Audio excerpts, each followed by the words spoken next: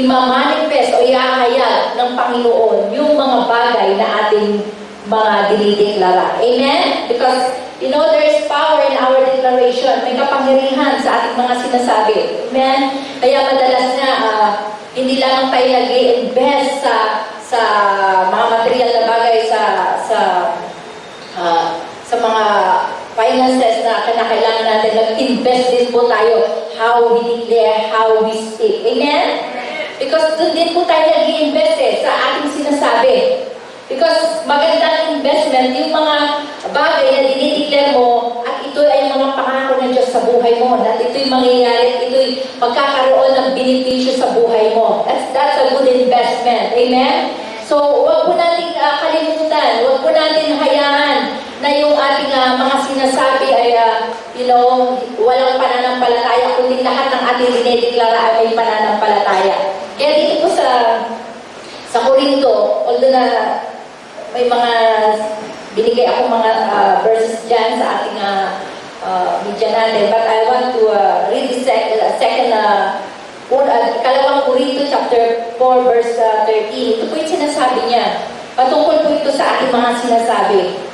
Because I believe, sinasabi ng salita ng Panginoon, mangyayari ayon sa iyong sinasabi. Amen? So madalas, yun ang sinasabi, tumatanggap tayo sa Panginoon dahil sabi ng Panginoon Jesus, mangyayari ano man ang iyong sinasabi. Amen? Because I believe that every time we speak and declare, that is a declaration of faith. Ito po ay declaration na kung saan ang salita ng Diyos ay may kapangyarihan na magbago sa ating buhay. Amen?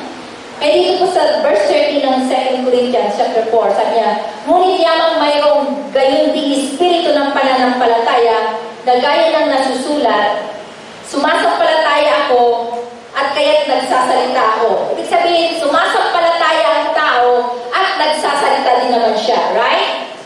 So, ang pananampalataya, hindi lang mental asset. Amen? Hindi lang dito sa isip mo na may pananampalataya ka. No. You must to declare. Kailangan sinasabi mo kung ano yung sinasampalatayanan mo. At ito maganda, sinasabi niya, sumasampalataya ako at kaya't nagsalita ako. Kami naman ay nagsisampalataya at kaya't kami naman ay nagsasalita. Amen? So ito sinasabi ni Apostle Paul na kung mayroon tayong pananampalataya, kailangan sinasabi natin. Ano ba madalas ang sinasabi natin?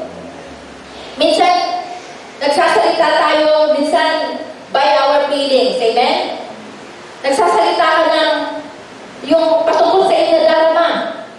You speak what you are feeling. Amen? Sinasabi mo kung ano yung nararamdaman mo. But dito sinasabi ni Apostle Paul, magsalita ka, sumampalataya ka, at magsalita ka. Amen? Ano yung sinasampalatayanan mo? Sinasampalatayanan mo ang mga salita ng Diyos patungkol sa iyo. Amen? So kaya nga, kung may pananampalataya po tayo, kailangan sabihin po natin, salitain po natin. Amen? Hindi pwedeng tatahimik tayo na walang nangyayari. No, ang salita ng Diyos ay may kapangyarihan ng bago ng sitwasyon po natin. At pag tayo nananampalataya, doon din po umikilos ay kapag tayo po ay nananalangin, doon din po gumagalaw ang Espiritu ng Diyos. At doon po ang pananampalataya ay dumarating sa atin. Amen? So ito po sinasabi ng salita ng Panginoon.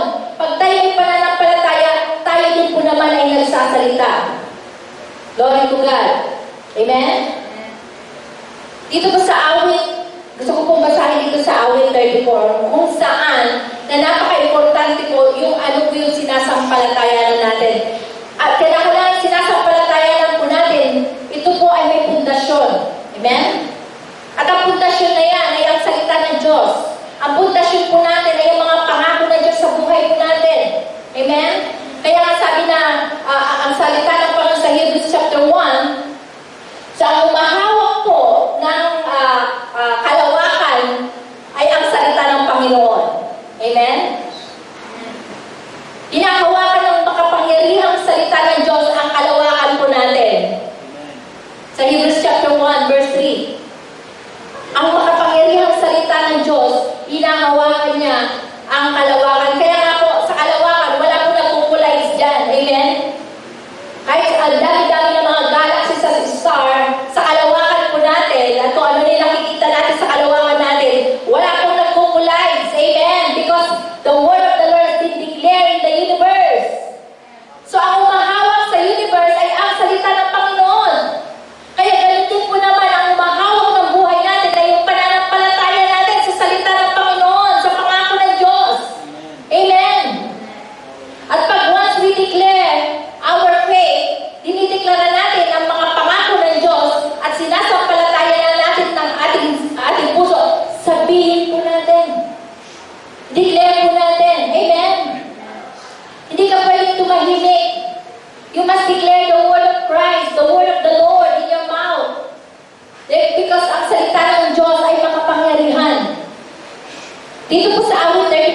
12 to 15.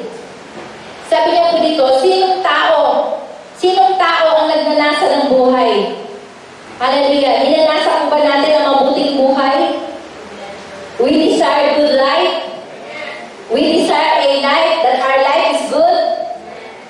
So sabi niya, sinong tao ang nagnanasa ng buhay at umiibig sa maraming kaarawan? Hallelujah. Amen? So sa bawat araw, umiibig tayo sa ating buhay dahil ang buhay po natin ay maganda. Ang buhay po natin ay paganda ng paganda. Amen? So mahalin mo yung bawat araw ng buhay mo na ibinigay sa iyo ng Panginoon dahil ang binigay ng Diyos sa atin ay mabuti. Kaya sabi niya, sino ang tao ang nagnanasa ng mabuting buhay? Amen?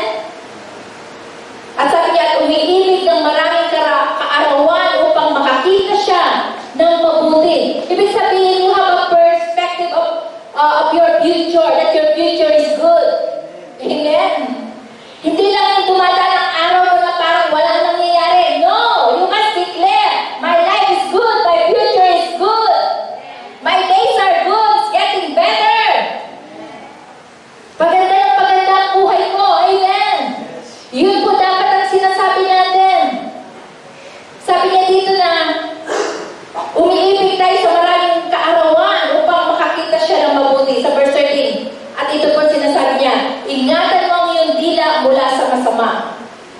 So, ibig sabihin, kung gusto po natin mapanatili na yung araw po natin ay maganda at mabuti, so ito po yung dapat natin gawin. Sabi niya, ingatan mo ang iyong dila. Because you know, sa bawat araw may mga circumstances sa buhay po natin na hindi po natin inaakala na mangyayari. Minsan, ano po yung mga sinasabi natin? Yung mga sitwasyon na nag-a-arise na hindi mo inaakala. And then, you are saying negative. Sabi po niya dito, ingatan mo ang iyong dila mula sa masasama. At ang iyong labi sa pagsalita ng karayaan. Ibig sabihin, walang kabuluhan. Amen? Or pandaraya. So kung gusto po natin yung buhay po natin ay gumanda ng gumanda, anuman ang kalagayan at sitwasyon na dumarating sa ating buhay, huwag po natin tignan ito na, na yun ang sisira ng araw mo. Diba? May mga tao na sasabi, ako sila na naman yung araw ko pag nakikita ko itong tao dito. Diba? At mga ganun. So you got to watch your mouth. Amen? Ingatan mo yung sinasabi mo. Ingatan mo, sabi niya, ingatan mo ang iyong dila mula sa masama. Inahilig sa puso po natin pag pinaghari po natin ang ating Panginoon sa ating buhay at siya po ang ginawa natin Panginoon. Ibig sabihin, yung mga masasama na lumalabas sa ating bibig dati ay hindi na po ganun ang lumalabas sa atin. Amen? Sabi niya dito, lumayo ka sa kasamaan. Hindi lamang po itong paglayo na gumagawa ka ng masama. Pati yung dila mo. Amen? Hindi ka na dapat nagsasalita ng yung mga padlalain. Yung mga, yung letter P. Yung ang lulutong pa. Kahit, may mga Kristiyano, ganun pa rin. Kristiyano na, nagsasalita pa ng ngayon, mabulaklak pa rin yung dila. Sabi niya, layuan mo. Sabi niya, ingatan mo ang iyong dila mula sa masama. Sabi niya, i-sanctify mo yung dila mo sa Panginoon. Lord, I surrender my tongue to you. Amen? Minsan, di mo makontrol. Yan yung sinasabi niya, Apostle James, na ang ating dila ay pinakamaliit na bahagi ng ating katawan, pero malaki ang nagagawa. Dapat lang na i-surrender natin our entire life to the Lord. And let the Holy Spirit, amen, control us, empower us. Nang sa ganun, yung anuman yung lumalabas sa ating bibig, ay sabi niya dito yung pawang kabutihan, amen? Pawang kabubuti. Kaya sabi niya dito, lumayo ka sa kasamaan at gumawa ka ng mabuti, hanapin mo ang kapayapaan at kabulin mo. Hallelujah! Dahil sa ating, sa pagsasalita mo, sa pag-declare mo, sa anuman sinasabi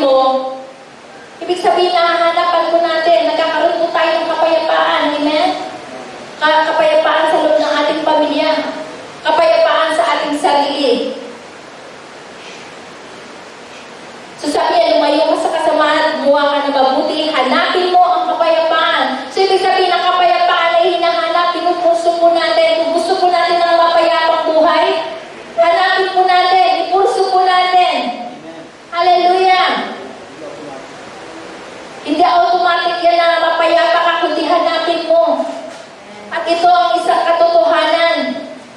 Sinasabi tayo mga anak ng Diyos, pag tayo ay hinahanap po natin ang kapayapaan. We will become a children of God when we, kung tayo po ay hinahanap po natin yung kapayapaan. Amen? We are the peacemaker. Hindi tayo yung troublemaker. Amen? Hindi ka na troublemaker sa pamilya mo. But you are the peacemaker. Amen? Sabi niya, ang mata ng Panginoon ay nakikinig, ay nakatitig sa mga patuwid at ang kanyang mga pakinig ay nakabukas sa kanilang daing, sa kanilang mga panalangin. Amen? So yung mata ng Panginoon ay nasa atin. Yung kanyang tainga ay nakikinig sa ating mga dalangin. Amen? Pag hinanap natin ang kapayapaan, ang mabuti sa ating buhay, ang Diyos ay naroon. Amen? Dahil nalulugod ang Panginoon sa katwiran, nalulugod ang Panginoon sa kapayapaan. Hallelujah. Nalulugod ang Diyos sa kabutihan. Amen?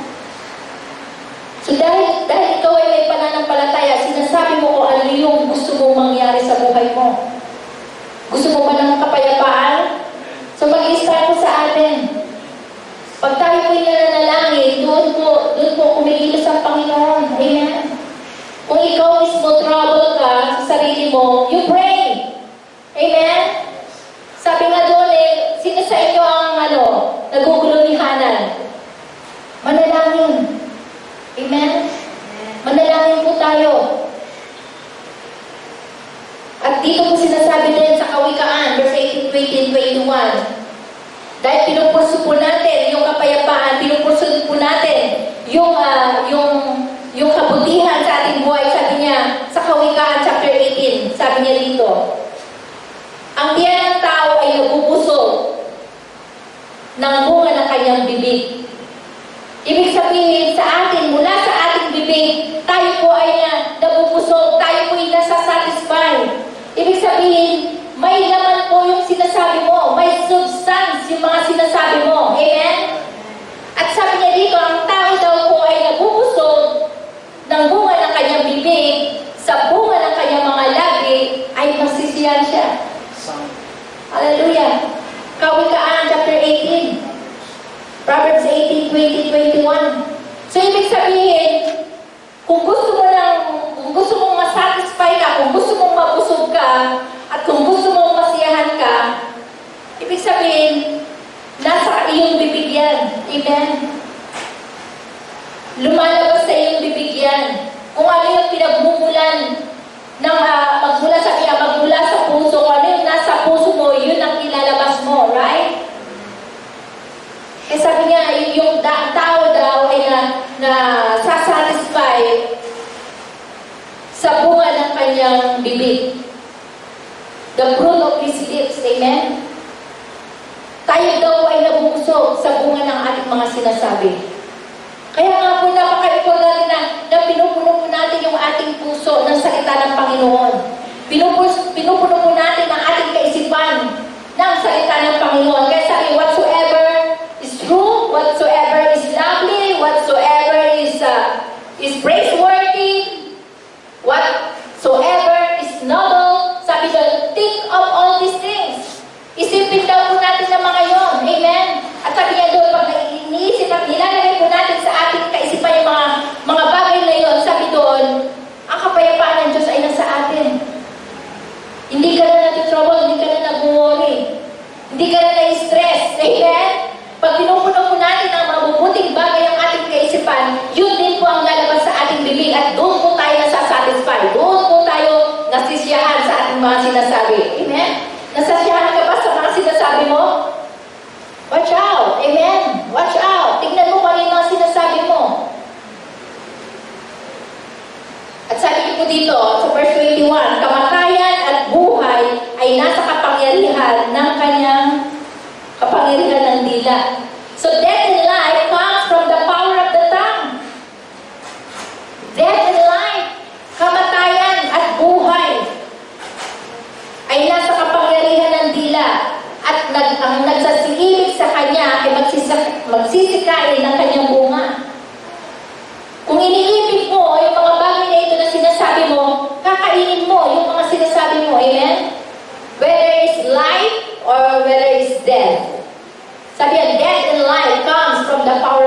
So there is power in your tongue. Amen? May kapangyarihan sa mga sinasabi natin. At ang Diyos sa kanyang mga salita, sabi niya na i-establish ang mga bagay sa kapangyarihan ng salita ng Panginoon. Amen? Pag sinasabi po natin dinideklara po natin sa ating mga dila, sa ating mga bibig, ang salita ng Diyos, ang buhay, yun po. Sabi doon, kakainin mo. Yung bunga na yung sinasabi. Kakainin mo yung bunga na yung sinasabi. Amen? Kaya you always declare life. I-declare mo ang buhay. Amen? Huwag kamatayan. Huwag mga negatibong bagay. Huwag yung masasama. Because I believe your heart has been changed by the Lord. And you can declare what the Word of God, amen? Kung ano yung sinasabi na salita ng Panginoon, yun ang sabihin mo. Yun ang i-declare mo, amen? Sabi ng Panginoon Jesus, my spirit gives life, amen? Ang salita ko ay buhay. Ang Espiritu ng Diyos ay buhay. At pag yan ang ating sinasabi, mangyayari sa ating buhay, amen? Kaya declare po natin, sabihin po natin ang buhay dahil may kapangyarihan po sa ating mga sinasabi. Kaya sabi po dito, kamatayan at buhay nasa kapangyarihan ng dila. At ang nagsisiibig sa kanya, magsisikain ng kanyang bunga. So, ibig sabihin ko, ano yung mga sinasabi po natin, yun ang kakainin natin, amen? Kung sinasabi, dinideclare natin ang salita ng Panginoon, ang buhay ng salita ng Panginoon, mga pangako ng Diyos sa ating buhay, yun po ang kakainin natin. Doon po tayo masasatisfy. Amen? Doon po tayo mabubusog sa salita ng Panginoon. Because sabi nga yung mga words is empty. Di ba? May mga salitang empty. Walang kabuluhan, walang substance. So why not declare and say and speak the word of the Lord and declare the promises of God in your life? Amen? Hallelujah. Because we are a woman. We are a man and a woman of faith.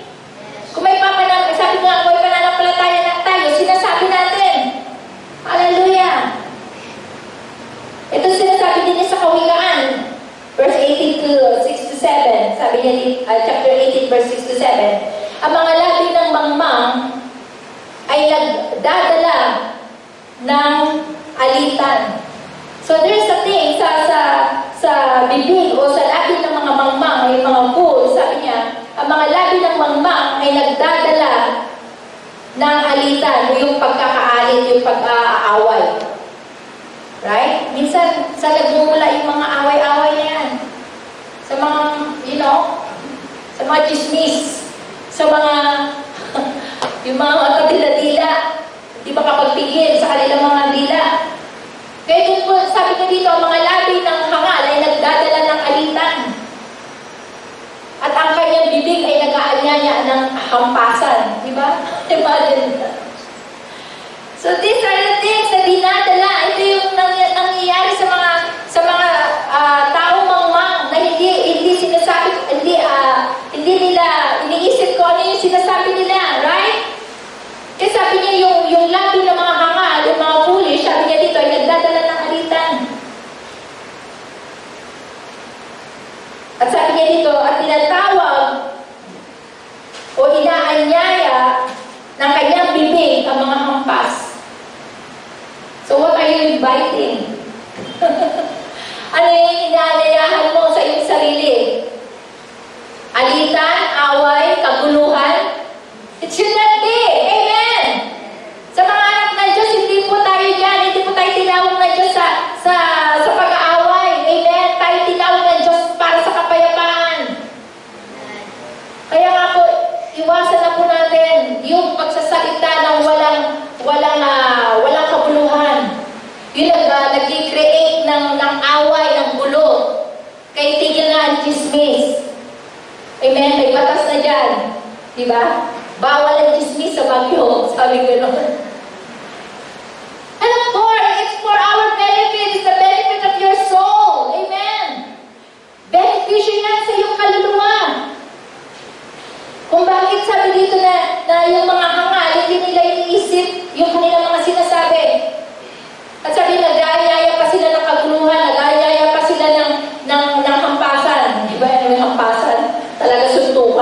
ba? Nag-aantaya pa sila nakampasan ng sundukan, di ba? Yung mga, sige, di ba? Yung mga ganun eh.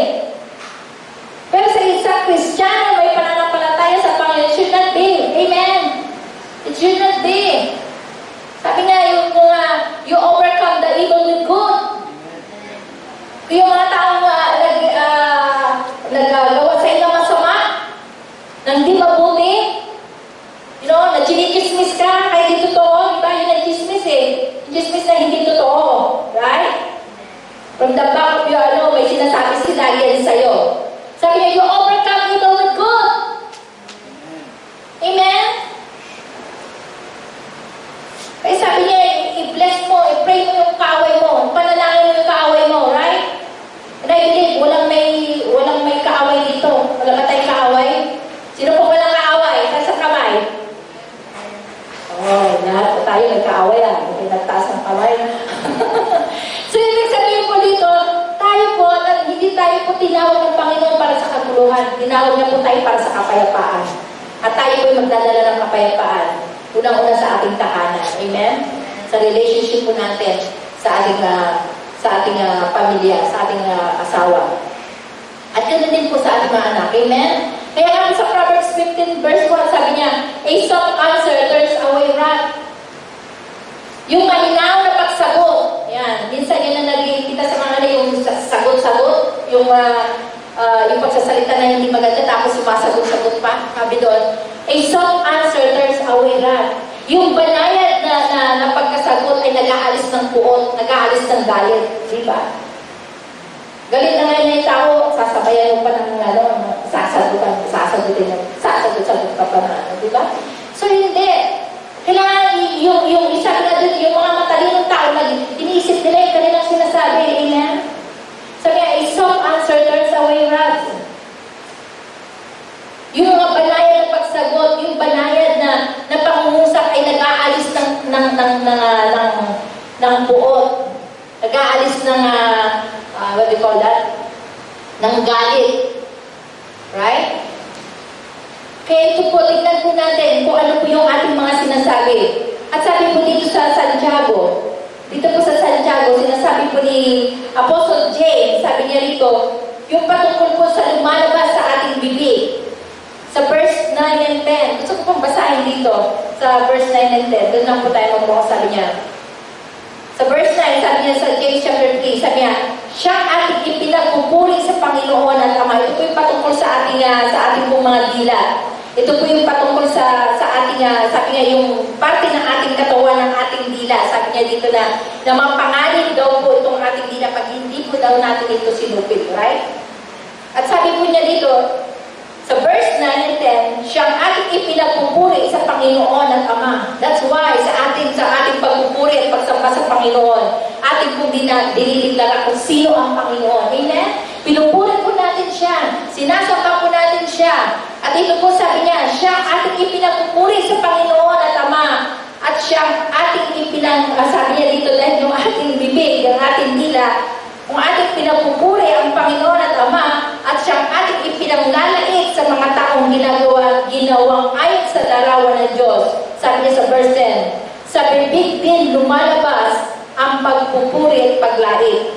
Mga kapatid ko, sabi ni James, sabi niya, ang mga bagay na ito ay hindi dapat nararapat magkagayon. Amen? So, ibig sabihin sa isang balon, kung babasahin po natin yan, dire-diretso sabi, sa isang balon, hindi pwedeng lumabas yung maalat at matamis. Diba?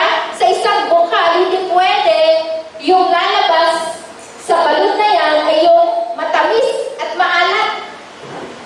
At hindi naman pwede sa isang bibig na yung panlalait at pagpupuri. Sabi na po sa James, hindi dapat ganon sa verse 10. Diba?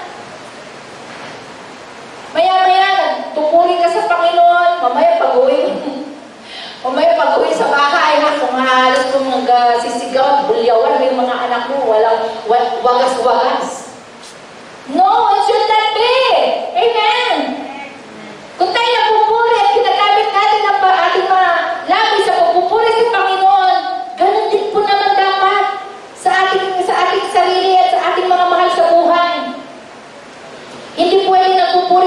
sa church, and then pag-uwi mo sa bahay mo, ay kung ano mga negatibo at mga, panlalain at pangbubulyaw ang sinasabi natin. Hindi dapat, sabi ni, hindi dapat maging ganito, right? Pag once na isinetpart po natin yung ating puso sa Panginoon, ang Diyos ang siyang nagbabago sa atin. Babaguhin ng Panginoon ang ating puso at babaguhin niya rin yung ating mga sinasabi. Amen? Kung may problema man tayo dyan, ang Panginoon, hallelujah, ang Panginoon, siya ang magpapagaling. Amen? Papagalingin niya kung ano may sakit ng ating dila. Sabi niya dapat dito, tayo magpuri at sumamba sa Panginoon. The same mouth or the same lips na pinagpupuri natin sa Panginoon at hindi din dapat natin gamitin yung ating dila sa panglalait at pangbababa sa mga tao. Right? Amen? Hallelujah! Kaya sabi dito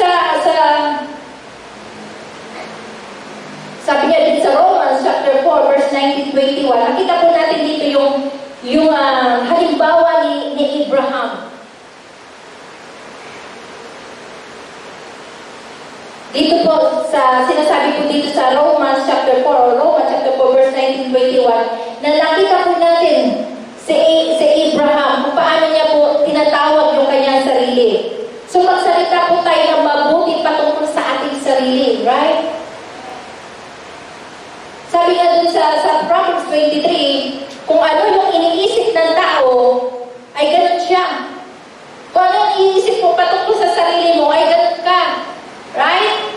Pero dito sa Romans chapter 4 verse 19, alam mo natin si Abraham, before pa siya naging Abraham, siya po ay si Abram, a father of one, a exalted father. But dito sa Romans chapter 4, na sinasabi po dito, sinasabi po niya dito na si Abraham, sinalita niya kung ano yung sinabi ng Panginoon sa kanya. Yes? Kaya sabi dito, magsalita po tayo ng mabuti patungkol sa ating sarili. Kasi kung nakikita natin kung ano sinasabi ng salita ng Panginoon, doon po na-line po tayo sa salita ng Panginoon kung ano po yung sinasabi ng salita ng Panginoon tungkol sa atin. Amen? Hindi sa mga sinasabi ng iba, kundi ano yung sinasabi ng Panginoon sa iyo. Amen? Kaya you speak good about yourself. Amen? Magsalita ka ng mabuti patungkol sa iyong sarili. Kasi kung paano mo nakikita yung sarili mo, ganoon din na nakikita mo sa iba. At dito sabi niya sa verse 19, Romans chapter 4 verse 19, nakita po natin itong halimbawa ni Abraham, na bagat tinawag siya ng Panginoon, na sabi niya dito na may sinabi ang salita ng Panginoon sa kanya na, Abraham, ikaw ay gagawin kong ama ng maraming bansa. Amen? Tinawag siya, pero tinawag yung bago siya tawagin Abraham na yung tinawag sa kanya. At Sarah ay si Sarah na kanyang asawa. At dahil sa sinabi ng Panginoon, hindi ka na Abraham, ikaw ngayon ay Abraham. Hiningahan ng Panginoon, may buhay na sa'yo. Hallelujah! May buhay na sa sinapupunan mo. Glory to God. Amen? Kaya sabi niya dito, verse 19, alam po natin itong story ni Abraham na siya ay tinawag ng Diyos na sabi ng Panginoon, ikaw ay aking pagpapalain. Glory to God. Pag sinabi ng Panginoon na ikaw ay aking pagpapalain, agree with the word. Amen? Yes, Lord. Kaya sabi mo si Abraham yan. Ano sabi sa Galatians chapter 3? Nasabi niya na lahat ng kay-Abraham ay tagapagmana rin. Glory to God. Amen? Na mga ipinangako ng Panginoon kay Abraham ay atin din po naman, tayo din po naman ay magmamana dahil sa ating Panginoon Yesus Kristo. Dahil sa ating pananampalataya sa Panginoon Yesus. At sabi niya, sa verse 19, at hindi humina sa pananampalataya na ipinalagay man ang kanyang katawang tulad ng patay, na gayon din siya, may mga 100 taon na. So ito nakikita, sabi hindi siya nanghina sa pananampalataya. Although na in the fact, sa kanilang sitwasyon, nakita na po natin na matanda na po sila. Right? So ano yung expect mo sa matanda? Di nanghihina.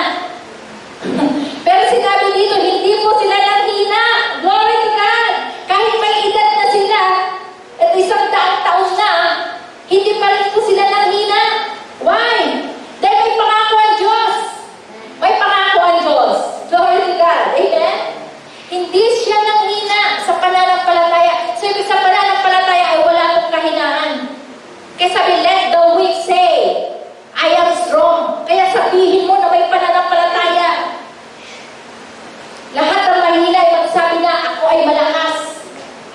Amen? At sabi doon sa awit, let the poor say, I am rich. So sa pananampalataya, doon po tayo lumalakas. Kaya nga po yung ating bibig, isabihin po natin, ideklara po natin ang mga pangako ng Diyos. Dahil sa mga pangako ng Diyos, hindi mo pa nakikita, pero ang Diyos may ginagawa na. Amen?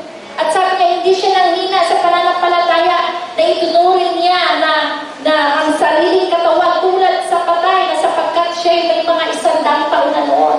Imagine that. 100 na nangungusap pa rin ng Panginoon. Kahit 100 taon na nangungusap pa rin ng Panginoon sa atin. Amen? At sabi doon, hindi po siya nanghina. Kaya sa pananampalataya, hindi po dapat tayo nanghina. Pagkus tayo ay lumalakas. Ano po yung sabi niya dito? At sabi niya, at pagkabaog ng bahay batang ni Sarah. So, ibig sabihin, in their case, they are hopeless, they are childless, and they're aged. Amen? So, sa sitwasyon nila, na mag-aakala sabihin, wala na, matanda na tayo. Di ba? May mga ganun, lakay ako. Ano ba yung may kukontribute ko? Marami ka pang may kukontribute. Hallelujah! Pwede ka pang maglingkod sa Panginoon. Huwag mo titignan yung sarili mo, hopeless na kalagayan ko. No, don't say that. Amen? Sabihin mo, ikaw ay mabunga. May pag-asa. Amen? Sa Panginoon, lagi may pag-asa. May mabubuti pang mangyayari sa buhay mo, kapatid. So, huwag mong tignan, kahit ano man nangyayari, kahit may pandemya, huwag mong tignan sarili mo na hopeless. In God, there is always hope. Amen? And you have faith. May pananampalataya tayo that your life will get better and better.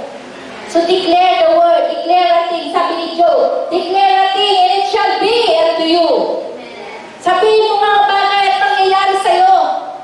Amen. Hallelujah. So si Abraham, nakita niya yung sarili niya na siya ay pinalakas pa ng Panginoon. At si Sarah, hallelujah, muling binuhay yung kanyang bahay bata. Amen. At their age. So walang imposible. Yun po yung sinasabi, wala pong imposible sa pananampalataya. Amen. May mga difficult situation mo. At huwag mo na lang sabihin na gano'n na ganyan na lang babuhay o ganito na lang babuhay. No, you change your vocabulary. Amen. Change your declaration. Hallelujah. Speak the word of God.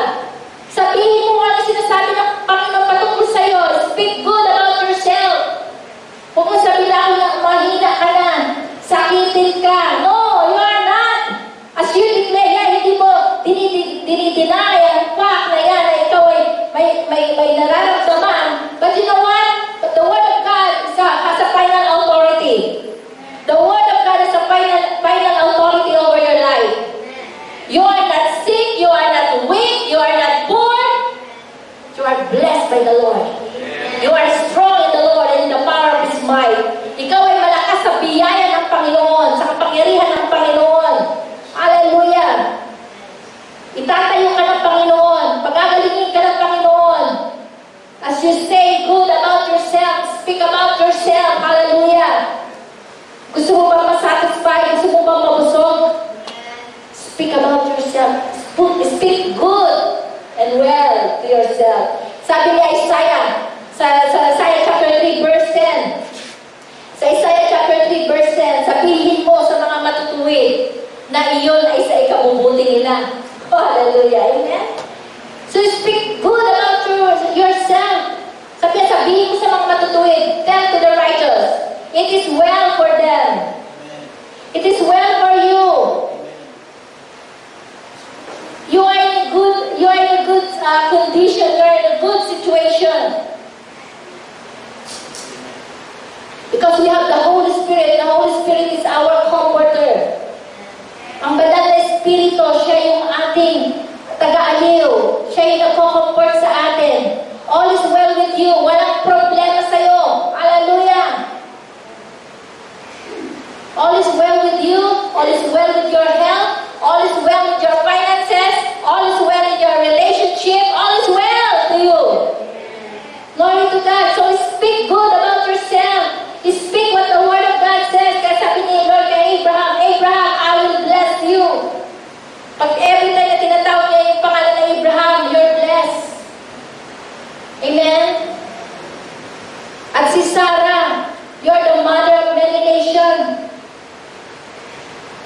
Speak good about yourself. Don't speak na yung, kung ano yung sinasabi ng iba. The Word of God is very powerful, kaya may pananampalataya ka at sinasabi mo rin. Amen? Kaya in prayer, doon po tayo binabago ng Panginoon. Kaya pag tayo nananalangin na may pananampalataya, doon din po tayo binabago ng Panginoon. Binabago niya yung ating puso, binabago niya yung ating kaisipan, at binabago niya rin ang ating mga sinasabi. Amen? As we pray to God, as we pray, the Lord will change us. If you want, gusto mong mabago ngayong kalagayan, ang sitwasyon, pray. Hallelujah. Manalangin tayo. Manalangin tayo, may pananampalataya sa Panginoon. Amen? Kasi pag tayo nanalangin, walang puwang yung complaint, walang puwang yung murmuring, walang puwang yung mga negativity. Amen? Because sabi doon that the prayer of the righteous man and woman of God, they are powerful and they are effective. Epektibo yung mga panalangin po natin because we pray according to the Word of God. We pray according to the promises of God. We pray according to what the Word of God says about you. Amen? So ito po yung mga bagay na dapat po nating pag-isipan. Amen? Every time we pray, the Lord will change our heart. The Lord will change our mind. The Lord will change the word going to speak. Amen? So that's why as new life, hallelujah, we have a new nature. May bago na tayong kalikasan sa Panginoon. That's why, sabi niya, the Holy Spirit will give us, kaya may bago ng new tongue. Amen? Dati yung old tongue pa rin, ngayon, bago ka na. Pati yung dila mo, bago na rin. Yung buhay mo, binago, yung dila mo rin, binabago ng Panginoon. Amen? God makes all things new in your life. As you declare the Word of God, as you declare your faith, yung sabihin, huwag po tayong tatahimik, just speak the Word of God. Sometimes, kung di po tayo nagsasalita, di po natin dinideclare ang salita ng Panginoon, doon po tayo pinapasok ng mga negatibong mga bagay, doon po tayo tinatakot, pumapasok ang takot sa atin, right? And speak good about yourself. Speak good about your family members. Amen? Speak good about your condition. My condition is getting better and better and better. Amen? Kahit sa paano po natin, sa pamilya po natin. Amen? Huwag po natin sila tignan na gano'n na lang sila. No! Speak good about them. Speak good to your children. Hallelujah! Ay, babata kayo, makukulit kayo. Wala po gano'n. Walang gano'n, Mars.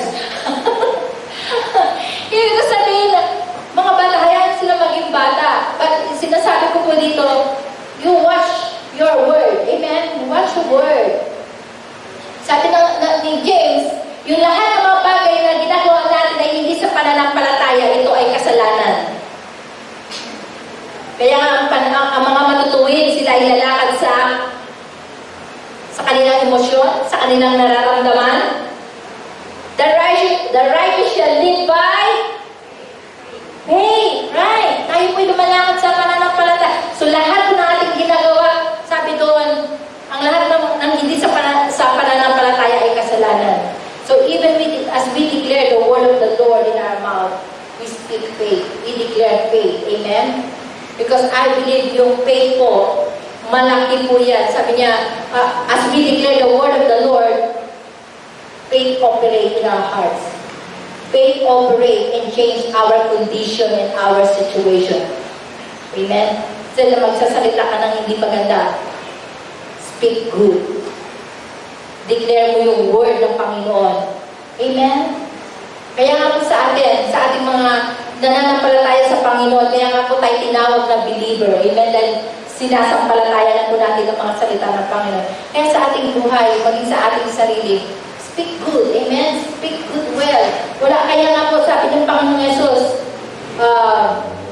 by your word, you will be justified, and by your words, you shall condemn. Kaya nga po sa pananalita po natin, tayo po ay napapawalan sana. Amen? Ibig sabihin, nagkakaroon po tayo ng freedom. Freedom from anything, freedom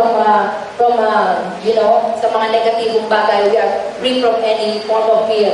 Kaya nga po sa ating nananampalataya, let the word of the Lord, sabi niya, let the word, sabi ni Haring David, let the words of my mouth and the meditation of my heart be acceptable unto you, my Lord, my God, my Redeemer. Amen? Ibig sabihin yung meditation ng ating puso, ano man yung pinagbubulay-bulay ng ating puso at yung mga sinasabi po natin, ay kaaya-aya at katanggap-tanggap sa Panginoon na ating manlulubos, ating tagapagligtas. Amen? Hallelujah! Tayo po'y tumayo. Glory to God. I believe some of you, kung bakit po yung sitwasyon at kalagayan po natin, kung gusto po natin mabago yung sitwasyon at kalagayan natin, ayaw natin na, yung paulit-ulit na hindi maganda nangyayari sa sitwasyon natin at kalagayan natin. Ito ang sinasabi ng salita ng Panginoon. Yung mga sinasampalatayanan mo sa kanyang mga salita, ay ito yung iyong sinasabi, ito ang iyong sabihin, ito ang iyong ideklara. Hallelujah, may mga bagay sa buhay mo, sa mga sitwasyon ninyo, sa pamilya nyo, na paulit-ulit, parang paulit-ulit, parang cycle na lang yan na nangyayari. Just watch your word. Tignan mo kung ano yung mga sinasabi mo. You pursue peace. Mas hanapin mo yung kapayapaan. Mas hanapin mo yung ano yung ipagkakasundo ninyong mag-asawa. Hanapin mo ano yung ipagkakasundo ng miyembro ng iyong pamilya. Amen? Because tinawag tayo ng Panginoon sa kapayapaan. Kaya sa ating mga sinasabi, sa ating mga binabanggit, sabihin natin, yung alin ang mabuti, payapa, alin yung totoo, sabi ng Panginoon speak the truth in love. Magsabi ka ng katotohanan ng may pag-ibig. Masakit ang katotohanan, pero sabihin mo ito na may pag-ibig. Ang banal na Espiritu magtuturo sa atin para tayo magsalita, may pag-ibig ng mabanayan, at pagsasalita ng may pananampalataya, at tayo magsasalita ng mabuti sa ating sarili, na ikaw ay pinagpala, na ikaw ay malakas. Ang pabor ng Diyos ay nasa iyo. Ang iyong mga anak ay pinagpala. Magiging maayos ang kalagayan mo, ang relasyon ninyong mag-asawa, kayong pamilya. So sabihin mo yan. Sabihin mo yan. Hallelujah. Salamat, Panginoon. Lord, nakikita mo po ang kalagayan ng bawat isa. Nakikita mo ang sitwasyon ng kanilang buhay, Panginoon. Whether sa family, personally, Lord God, at sa anumang relasyon na meron sila, Lord God. Panginoon, salamat na ikaw ang aman po namin, Lord God, na ikaw ay nag-aangad ng kapayapaan at mabuti para sa amin. Na maganda ang aming buhay, mabuti ang aming buhay, Panginoon. Magiging maganda ang aming kalagayan. Magiging ang aming sitwasyon, Panginoon. Hindi po kami nakadepende sa aming mga nakikita, sa mga sitwasyon po namin o nasa darama po namin. Kundi, Panginoon, sinasampalatayanan po namin na yung mga salita, Lord God. Na sinabi mo, Lord God, na sa mga latay at sugat na tinamo kami nagsigaling. At yan ang sinasabi namin sa aming mga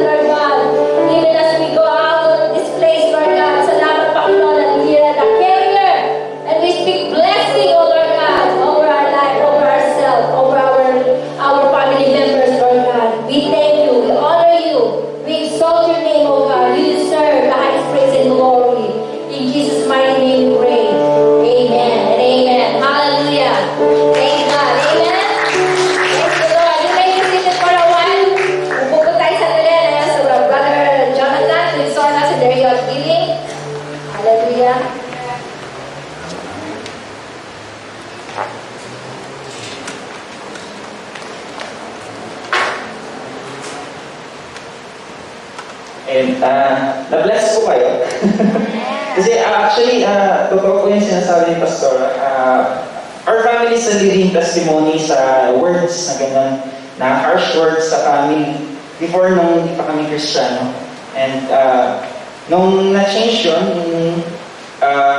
we changed the approach ng pagsasabi or pagsasalita sa bahay. Yung relasyon ng family namin naging stronger and really nag-bond talaga. Kasi before talaga, yun nga, harsh words nung bata kami, harsh words kami magkakapatid, harsh words talaga. So, nag-aaway. Nag-aaway. So, ngayon, change namin yung words namin and it became talaga, naging close kami, naging family talaga kami. So, thank you, Pastor. Kami yun. So, yeah, I will be encouraging you in the area of giving. So, naniniwala naman po tayo na kay God, di ba? Kay Yahweh. Of course, sabi dito sa Biblia, once we trust and once we obey God, we're already blessed. Sabi doon. Sabi dito sa Jeremiah chapter 17 verse 7 to 8. Ano ba ang pagiging blessed? Sabi dito, mapalad ang mga taong nagtitiwala kay Yahweh. Pagpapalain ang umaasa sa Kanya. Katulad niya ay isang punong kahoy na nakatanim sa tabi ng batisan. Ang mga ugat ay patungo sa tubig. Hindi ito manganganib kahit dumating ang tag-init. Sapagkat mananatiling luntian ang mga dahon nito. Kahit hindi umulan, ay wala itong aalalahanin. Patuloy pa rin itong mamumunga.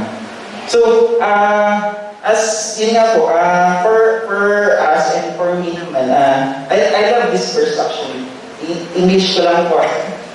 Blessed is the one who trusts in the Lord, and whose hope is in the Lord. For he shall be like a tree planted by the waters, which spreads out its roots by the river, and will not fear when heat comes, but its leaf will be green, and will not be anxious in the year of drought, nor will cease from yielding fruit. Ayan, so alam naman na po natin na this year is a very hard year for us, not for the Philippines, and especially for sa families natin. And as part of the family, wala pa po akong as part of my family, ayan, I believe that God has given us the ability to produce wealth. And once we believe God sa mga ginagawa natin, we surrender God, we surrender to God whatever we want to do or what our hands are doing. We believe that God will bless it. Amen. Our businesses, our work, our studies, sabi nga dito, that once we surrender it to God, once we trust Him, whatever we're doing, it will produce wealth. And it will not, hindi siya malalanta, or yung buhay natin hindi malalanta, or whatever we're doing hindi malalanta. Alright? Because God is the one who's giving us the strength, God is the one who's giving us the blessings, and so, yun lang naman po ang gusto kong i-share sa inyo, that whatever you're doing now, this year, this drought, or whatever problems you have in your life right now, surrender it to God. Alright? Because when you surrender it to God, all your anxiousness for this year, all the drought will cease, nor will cease from yielding fruit. It will never cease yielding its fruits. Ayan, so ganun po. So let's raise our giving po.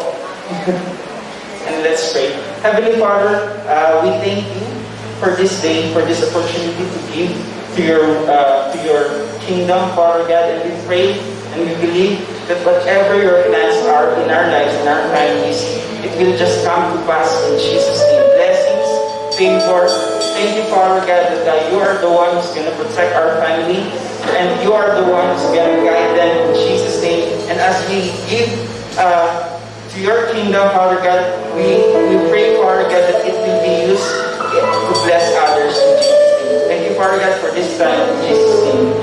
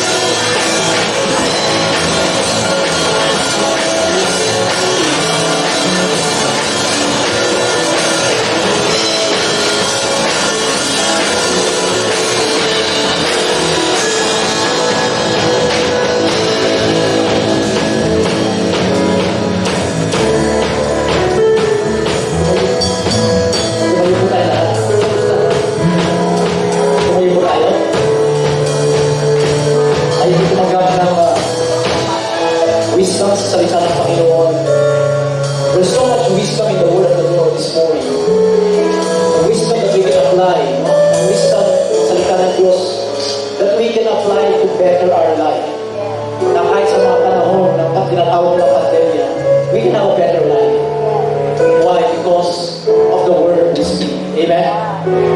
And before I pray, I want to remind you of these words. Also, in line with Pastor Anuar's message of niya, let no corrupt word proceed out of your mouth, but what is good for necessary edification, that it may impart grace to the hearers.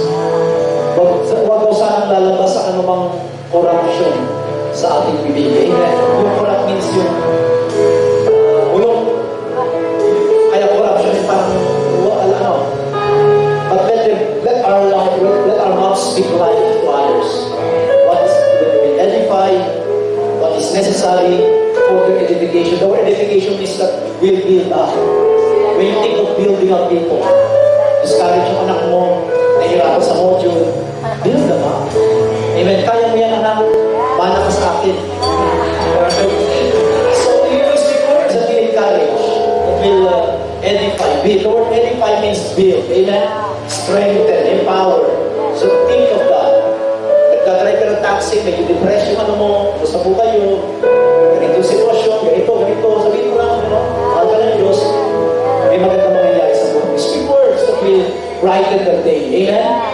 Be a blessing to someone, even with your words this week. Amen? Be aware of what you speak. Itaas natin ang ating mga kamay sa Panginoon. What a word. Ama, salamat sa karunungan galing sa langit na nagmumula sa iyong mga salita. Na sa aming paghayo sa linggong ito, sa aming paglakad, sa loob ng aming tahanan, bunuin mo ang puso namin ng iyong mga salita, ng iyong pag-ibig, ng iyong kapayapaan, upang sa gayon, maging sa aming mga normal conversation, ay mahayag si Jesus. May mahayag ang iyong karunungan, ang iyong kabutihan, ang iyong biyaya sa aming mga pananalita. Na ang buhay ay lalabas sa aming mga bibig at kayo masasatisfy. I declare that this week is a week where people will experience satisfaction and fullness and revelation of your word. I speak life to them. I speak health to their body. I speak prosperity in their soul. I speak prosperity in their finances. I speak restoration, O Lord, in their relationship. I speak peace in their home. I speak, oh God, breakthrough in their jobs, breakthrough in their businesses, breakthrough in their finances. I thank you, my Father, that this week, Lord, that your divine favor surround your people like a shield. That your angels go before them wherever they go, give them success and victory. And I thank you and I praise you for a great week ahead of us. We bless you, Father. Come on, bless him. May the Lord bless you and give you. May the Lord make his face to shine upon you and be gracious toward you. And may the Lord lift up his countenance toward you and give you his peace throughout the week.